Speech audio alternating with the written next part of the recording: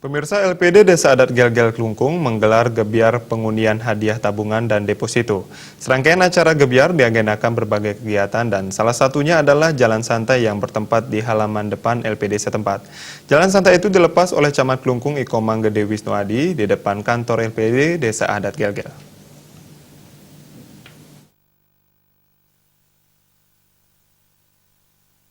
Jalan santai diikuti oleh pelajar SD, seketeruna dan masyarakat yang berada di wilayah Desa Adat Gel-Gel. Kepala LPD Desa Adat Gel-Gel Iwayan Tisno mengatakan, sejatinya gebiar pengundian hadiah tabungan dan deposito dilaksanakan setiap 2 tahun sekali.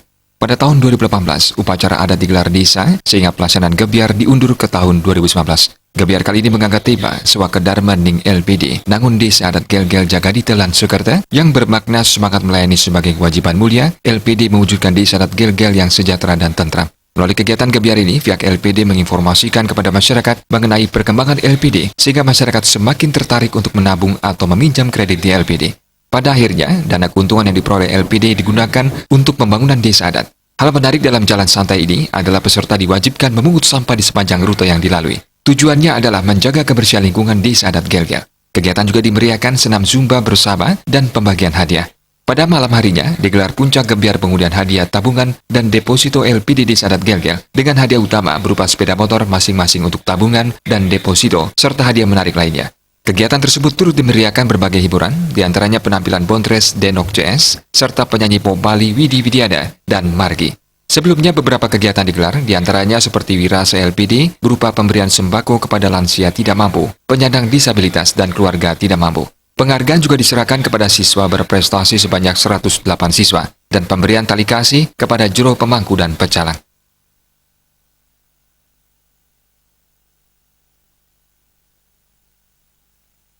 Kalau sudah kita masyarakat bersatu dan kebersamaan itu berjalan, pasti labde karya lah LPD, pasti yakin itu. Karena memang kalau tanpa misalnya kita bekerja sama dengan baik, tidak akan mungkin LPD bisa berkembang. Itu juga dari pengurus LPD, dari pengurus adat, juga Krame, itu harus saling menunjang. Pasti bisa. Nah, itu.